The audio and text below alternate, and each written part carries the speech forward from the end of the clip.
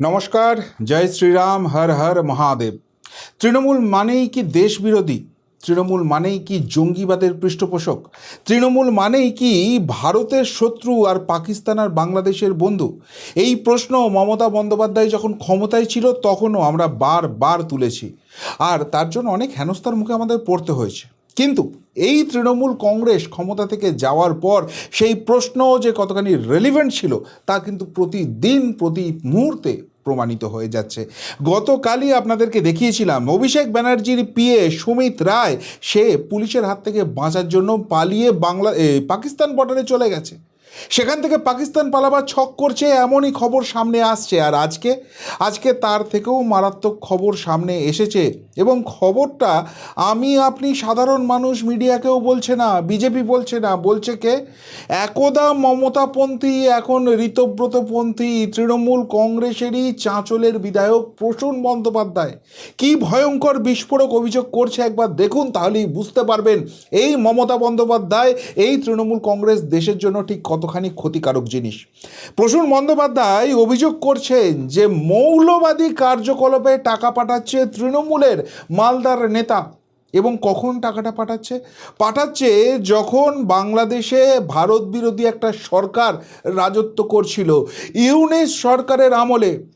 সেখানে ঢাকার কাছাকাছি একটা জায়গায় বড় নার্সিংহোম করার জন্য বিপুল পরিমাণ টাকা বিনিয়োগ করেছে তৃণমূল কংগ্রেসের সেই নেতা।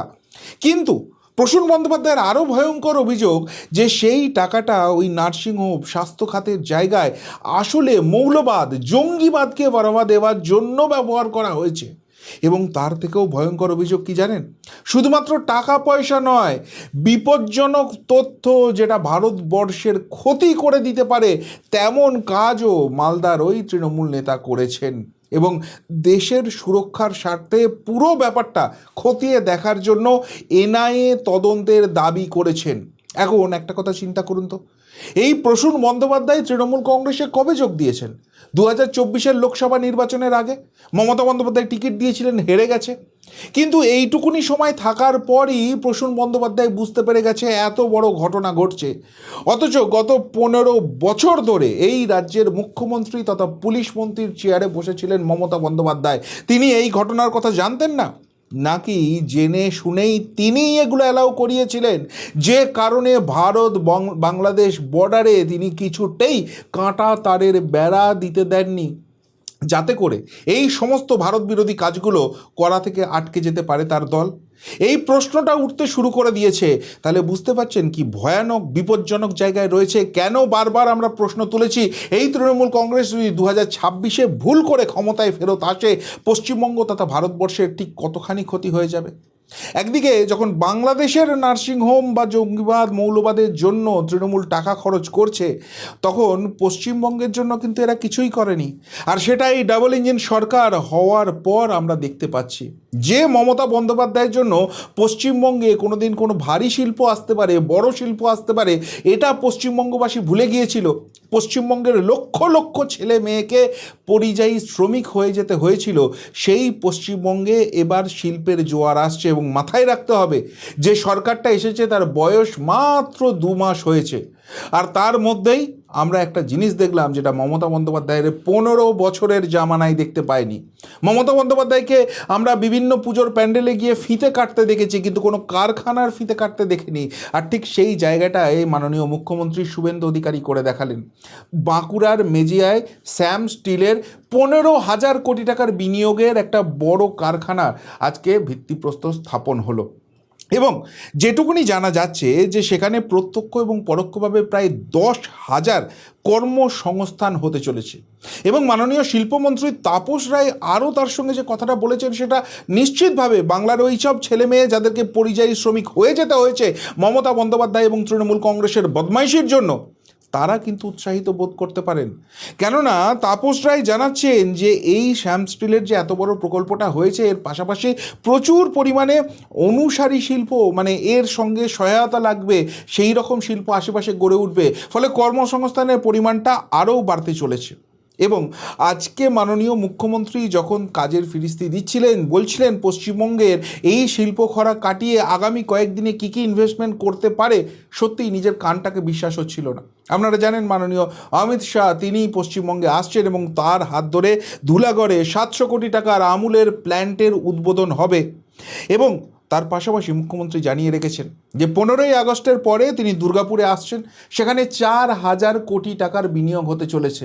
যেটুকুনি বিভিন্ন সূত্র থেকে জানা যাচ্ছে, খুব সম্ভবত সেমিকন্ডাক্টর শিল্পে সেখানে জোয়ার আসতে চলেছে। আদানি গ্রুপ ইতিমধ্যেই বলেছে গঙ্গার তলা দিয়ে তারা টানেল বানাবে, যেখান থেকে ভারী ট্রাক ফ্রাক সব যাওয়ার মতো ব্যবস্থা করবে। তার পাশাপাশি নিউ টাউনে স্বাস্থ্যক্ষেত্রে তারা ইনভেস্টমেন্ট করছে। এছাড়াও দাদন পাত্রবার সেখানে ডিপ সি পোর্ট হবে, সেখানেও কিন্তু আদানিরা ইনভেস্ট করতে চলেছে। হরিণঘাটাতে ফ্লিপকার্টের ইউনিট সেটা পুজোর আগেই খুলে যাবে। কিছুদিন আগে সঞ্জীব গোয়েঙ্কা শুভেন্দু অধিকারীর সঙ্গে বৈঠক করে এসছেন, তারা ব্যাটারি শিল্পের কথা ভাবছেন। মানে পশ্চিমবঙ্গের শিল্প মানচিত্রটা যে ধীরে ধীরে বদলাতে শুরু করেছে, ডেভেলপমেন্টটা হতে শুরু করেছে, সেটা কিন্তু দেখা যাচ্ছে। তাহলে একটা সরকার যদি 2 মাসে এসে এই জিনিসটা করে দেখাতে পারে, গত 15 বছরে ওই হাজার হাজার কোটি টাকা শিল্প ধরে আনার নাম করে মৎসবে উড়িয়ে দেওয়া মমতা ব্যানার্জি এই জিনিসটা করে দেখাতে পারলো না। এরা ভারত বিরোধী ছাড়া আর কি?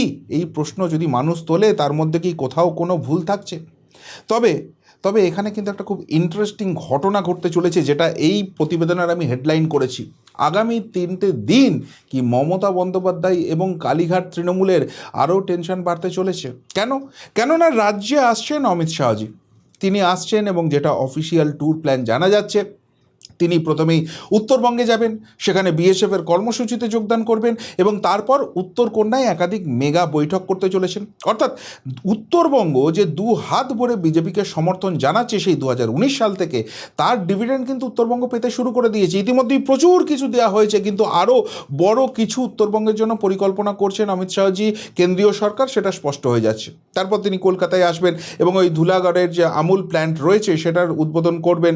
সবই ঠিক আছে। তার পাশাপাশি রাজ্যের আইন শৃঙ্খলা পরিস্থিতি নিয়ে এবং পুলিশি ব্যবস্থার আমূল পরিবর্তন নিয়ে মেগা বৈঠক রয়েছে। কিন্তু সত্যিই কি শুধুমাত্র এই সব জায়গা নিয়েই অমিত শাহজি আসছেন? তার আশা নিয়ে এই সব ঘটনায় যদি ঘটে, কালীঘাটের তো টেনশন বাড়ার কোনো কারণ নেই। টেনশনটা বাড়ার জায়গা রয়েছে অন্য কারণ। তার কারণ আপনারা জানেন, ইতিমধ্যেই রাজ্যসভার সাংসদ কোয়েল মল্লিক তিনি রেজিগনেশন দিয়েছেন এবং খুব সম্ভবত তিনি বিজেপির টিকিটে আবারও রাজ্যসভায় যাচ্ছেন। বিজেপির আরেকজন সাংসদ বাড়ল, কিন্তু তার পাশাপাশি আরেকজন সাংসদের কথা শোনা যাচ্ছে, তার সঙ্গেও বিজেপি নাকি কন্ট্যাক্ট করেছে এবং সেই অডিও কল রয়েছে ইত্যাদি প্রভৃতি শোনা যাচ্ছে। মানে তৃণমূলকে চিড়েচ্যাপটা করে আরও ভাঙন অব্যাহত থাকবে। যে নাম্বার গেম সেন্টারের জন্য দরকার, কিছু পরিবর্তনের জন্য, কিছু বিল অ্যামেন্ডমেন্টের জন্য, সেটার জন্য আপ্রাণ চেষ্টা চলছে, সেগুলো তো সব রয়েছেই। কিন্তু সবথেকে যেটা গুরুত্বপূর্ণ হচ্ছে সেটা হচ্ছে যে অমিত শাহের এই সময়ে কলকাতায় আসা, পশ্চিমবঙ্গে আসা। কেননা ওই যে ম্যাজিক ফিগার রাজ্যসভা মোটামুটি ম্যানেজ হয়ে গেছে, সেটা নিয়ে খুব একটা চিন্তা নেই, কিন্তু 2/3 মেজরিটির ক্ষেত্রে পশ্চিমবঙ্গের একটা বড় ভূমিকা থাকতে চলেছে। সেখানে লোকসভাতে এখনও 6 জন সাংসদ কম রয়েছে। সেই 6 নাম্বারটা কোথা থেকে ম্যানেজ হবে, এটা নিয়ে কিন্তু অনেকেই দুশ্চিন্তায় রয়েছে। আর সেখানে এখনও মমতাপন্থী 9 জন সাংসদ পড়ে রয়েছে। সেখানে কি বড় কোনো অপারেশন হবে? এবং সেই জন্যই শুভেন্দু অধিকারীর সঙ্গে বৈঠক করার জন্য অমিত শাহজি আরও স্পেশালি আসছেন, এই প্রশ্নটা উঠছে। কিন্তু তার থেকেও যেটা অত্যন্ত গুরুত্বপূর্ণ, আপনারা জানেন যে আগামী 31শে জুলাইয়ের মধ্যে বিজেপির সাংগঠনিক একটা বড় সড়ো রদবদল আসতে চলেছে এবং এটা কিন্তু খুব ক্রুশিয়াল। কেননা এই সাংগঠনিক রদবদলটা 2029-এর নির্বাচনকে সামনে রেখে হতে চলেছে এবং সেখানে একাধিক জিনিস ঘটতে চলেছে। সেখানে লোকসভা নির্বাচনের পাশাপাশি যদি one nation one election bill pass হয়ে যায়, সেখানে বিধানসভা নির্বাচনও হবে। তার সঙ্গে যদি ডিলিমিটেশন বিলটাও পাশ হয়ে যায়, তাহলে লোকসভা এবং বিধানসভার আসন সংখ্যা বাড়তে চলেছে এবং তার সঙ্গে সঙ্গে যদি মহিলা সংরক্ষণ বিলটাও পাশ হয়ে যায়, তাহলে সেক্ষেত্রে এই সব জায়গায় মহিলাদের জন্য যে সংরক্ষণ সেটাও বৃদ্ধি পেতে চলেছে। ফলে এই যে 2029-এর ভোট যুদ্ধটা হবে, সেখানে কিন্তু অনেক বেশি ক্যালকুলেটিভ, অনেক বেশি সাংগঠনিক শক্তি দিয়ে লড়াই করার জায়গা আছে। সেটা যতক্ষণ পর্যন্ত না হচ্ছে, এখানে কিন্তু ভালো ফল হবে না। আর তাই এই সবের জন্যও কি একটা বড় রকমের কিছু পরিকল্পনা রয়েছে এবং এটা যদি হয়, সেখানে অবভিয়াসলি টেনশন তো কালীঘাট শিবিরে বাড়বেই। কিন্তু যেটা সবথেকে গুরুত্বপূর্ণ হচ্ছে যে কালীঘাট টেনশন যাবার আর বাড়ুক, এই রাজ্যে একদিকে যেরকম ডেভেলপমেন্ট হচ্ছে, অন্যদিকে রাজ্যটাকে সোনার বাংলা করতে যেভাবে চালানোর কথা সেইভাবেই কিন্তু চালানো হবে। বিরোধীদের চাপের কোনো জায়গা নেই এবং তাদের কথায় পাত্তা দেওয়ারও কোনো দরকার নেই। রাজ্য যেটা ভালো মনে করছে, রাজ্যের ভালোর জন্য ঠিক সেটাই হবে। এবং সেটার সবথেকে বড় উদাহরণ দেখা গেল যখন মাননীয় মুখ্যমন্ত্রী ঘোষণা করলেন যে এবার ইসকন মানে অ্যাকচুয়ালি অক্ষয় পাত্র ফাউন্ডেশন, আপনারা জানেন যে কলকাতায় একটা পাইলট প্রজেক্ট হয়েছে যেখানে মিড ডে মিল এই অক্ষয় পাত্র ফাউন্ডেশন দেবে, যেটা নিয়ে এই বামেরা, যেটা নিয়ে এই তৃণমূল বিশাল বিপ্লব করে ফেললো যে ছেলেমেয়েরা তো ডিম খেতে পারবে না, তাহলে আর কি হবে। তো যাই হোক, সেই জায়গায় তাহলে তো সরকারের পিছিয়ে আসার কথা, সেসব পিছিয়ে আসার কোনো জায়গা নেই। উল্টে গোটা রাজ্যে এই প্রজেক্ট শুরু হবে এবং সেক্ষেত্রে শুধুমাত্র অক্ষয় পাত্র ফাউন্ডেশন নয়, ভারত সেবাশ্রম সংঘ, রামকৃষ্ণ মিশন, এই সব যে সংস্থাগুলো রয়েছে যারা প্রকৃত পুষ্টিকর খাদ্য গরিব যাদের সত্যিকারের দরকার রয়েছে সেই সব মানুষের কাছে পৌঁছে দিতে পারে, সেই জায়গাটা রাজ্য এনশিওর করছে। অর্থাৎ শুভেন্দু অধিকারী এবং রাজ্য সরকার যে নিজের মতো করেই চলবেন, তাদেরকে আটকানো এই মুহূর্তে সম্ভব নয়, সেই জায়গাটাই কিন্তু ক্রমশ এস্টাবলিশ হয়ে যাচ্ছে। এদিকে যখন রাজ্যের ডেভেলপমেন্টের এই ছবিগুলো দেখা যাচ্ছে, তখন সেখানে বাড়া ভাতে ছাই দিতে মমতা কিন্তু তার পুরনো অস্ত্র প্রয়োগ করতে ভুলছেন না। আপনারা জানেন এই সিদ্দিকুল্লাহ চৌধুরী একসময় রাজ্যের মন্ত্রী ছিল, কিন্তু রাজ্যটাকে ধ্বংস করার জন্য নেমেছিল এবং সেটাও মমতা ব্যানার্জির অনুপ্রেরণায়। নিজে কলকাতায় দাঁড়িয়ে বুক চিতিয়ে মঞ্চ থেকে জানিয়ে দিয়েছিল যে তিনি জেলাগুলোকে আগে টাইট করে আসবেন, তারপর কলকাতাকে টাইট দেবেন। কেন না ওয়াকফ অ্যামেন্ডমেন্ট বিলের বিরোধিতা করতে হবে, অহেতুক একটা ইস্যু তৈরি করা। এবং তারপর আমরা দেখেছিলাম মালদা মুর্শিদাবাদে কি অগ্নিগর্ভ পরিস্থিতি তৈরি হয়েছিল, হিন্দুদের উপর কি অত্যাচার করেছিল, এবং মমতার পুলিশ তখন চুপ করে বসেছিল। এবং এই সিদ্দিকুল্লাহ চৌধুরী জানিয়েছিল যে মমতাই কিন্তু খুব খুশি এরকম একটা অ্যারেঞ্জমেন্ট করতে পেরেছে বলে। তো সেই সিদ্দিকুল্লাহ চৌধুরী এসেছিল কলকাতা বিমানবন্দরের সম্প্রসারণ যে আটকে রয়েছে বাঁকড়া মসজিদের জন্য, মমতা বন্দ্যোপাধ্যায় যেটা নিয়ে সারা জীবন ব্যাগরা দিয়ে গেছে, ঠিক সেই জায়গাটাতে এবার কিন্তু কাজ শুরুর একটা পরিকল্পনা চলছে। আর সেইখানটায় ব্যাগরা দিতে এসেছিল, পুলিশ এবং প্রশাসন তৎপর ছিল, ল্যাজ গুটিয়ে পালাতে হয়েছে সিদ্দিকুল্লাহ চৌধুরীকে। অর্থাৎ এই ছবিটা স্পষ্ট হয়ে যাচ্ছে, রাজ্য এগোবে, রাজ্যের ডেভেলপমেন্ট হবে। সেখানে কেউ যদি বাঁদরামি করতে আসে তাকে তার ভাষাতেই সবকটা শেখানো হবে। ফলে মমতার এই স্ট্র্যাটেজিও ফ্লপ হয়ে যাচ্ছে, আর তার ফলে টেনশন বাড়ছে। টেনশনটা এতটাই খারাপ পর্যায়ে চলে গেছে, আর চাপটা এরা নেওয়ার মতো জায়গায় নেই যে মমতার সঙ্গে থাকা কিছু আইনজীবী এবং জনপ্রতিনিধি তারা মহামান্য কোর্টে গিয়েও বাঁদরামি করতে ছাড়ছে না। এদের নিজেদের মারামারির জন্য কে প্রতীক পাবে, কে তহবিল পাবে, কোন দলে কে আছে, কেউ কিছু বুঝতে পারছে না। ওই বাঁদর নাচের মতো চার টুকরো হয়ে গেছে দল, এবং যে যার মতো করে পাচ্ছে সেলিব্রেট করছে ইত্যাদি প্রভৃতি যখন চলছে, তখন এই নিয়ে আদালতে মামলা চলছে। আর সেখানে আদালত নিজের মতো পুরো ব্যাপারটা যুক্তি তর্ক, সেখানে তথ্য প্রমাণ যা দেওয়া আছে তার বিশেষে বিচার করছে, আর সেটা তৃণমূলের মনের মতো হচ্ছে না। ফলে ক্ষমতা থেকে গেলেও এরা এখনো বিশ্বাস করতে পারছে না ক্ষমতা থেকে চলে গেছে।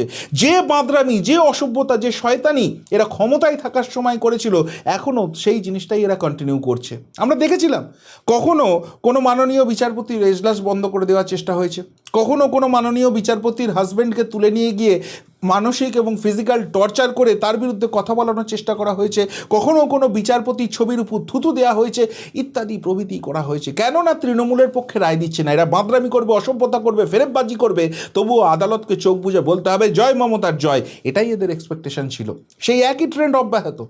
এদের প্রতীক এবং তহবিল নিয়ে আদালত যে সিদ্ধান্ত নিয়েছে সেটা এদের মনের মতো হয়নি, এদের বিপক্ষে গেছে। ফলে সেখানে এই সিন্ডিকেট চালাচ্ছে, কোথায় আপনি থাকেন দেখে নেব, এই সব বাঁদরামি করে যাচ্ছে। কে জানেন মমতা বন্দ্যোপাধ্যায়ের এখনও অত্যন্ত ঘনিষ্ঠ বলে পরিচিত বৈশানর চট্টোপাধ্যায়। ভাবুন একবার, এরা এরা এরা কীভাবে নিজেদের, এরা যদি 26-এ ভুল করে জিতে যেত, কি আলটিমেটলি রাজ্যটার অবস্থা হতো। তবে মমতার বিড়ম্বনা টেনশন এখানেই কমছে না, আরও বড় ধাক্কা আসছে।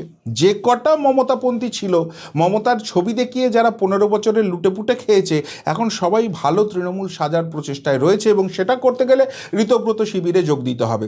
ভোটে হারার পর ফুস হয়ে যাওয়া, গায়েব হয়ে যাওয়া ব্রাত্য বসু, যাকে আমরা ভৃত্য বসু বলেই চিনি, মমতার হ্যাঁ হ্যাঁ মিলিয়ে এসেছে, এবং এবং বলেছে যে আমি তৃণমূল করি, তৃণমূলের ছেলেদের চাকরি দেবো।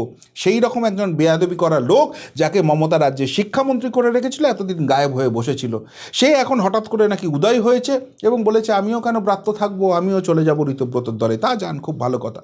এর পাশাপাশি সন্ধ্যারানী টুডু, আর একজন মন্ত্রী মমতার আমলে, তিনিও নাকি এবার ঋতব্রত শিবিরে যাচ্ছেন। অর্থাৎ মমতার চোখের জল মোছানোর জন্য কেউ থাকছে না। এমনকি রাজারহাটের প্রাক্তন বিধায়ক তাপস চট্টোপাধ্যায়, যিনি এখন মমতার কথা শুনে মামলা টামলাও করেছেন যে আমি তো হারিনি, আমাকে জোর করে হারিয়ে দেওয়া হয়েছে, তিনিও চলে যাচ্ছেন ঋতব্রত শিবিরে। কেউ আর থাকছে না মমতার সঙ্গে।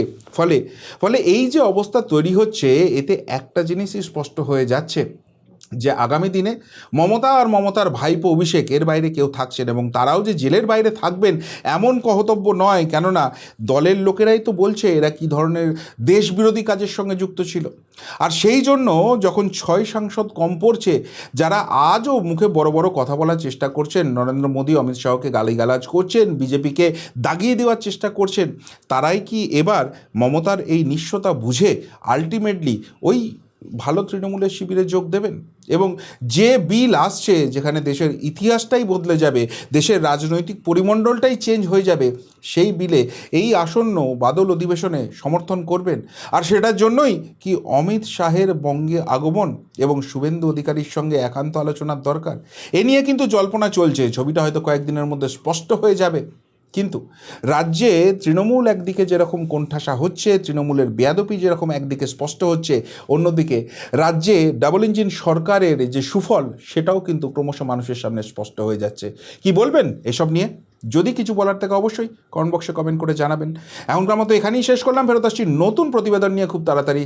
ভালো থাকবেন, সাথে থাকবেন, পাশে থাকবেন। নমস্কার।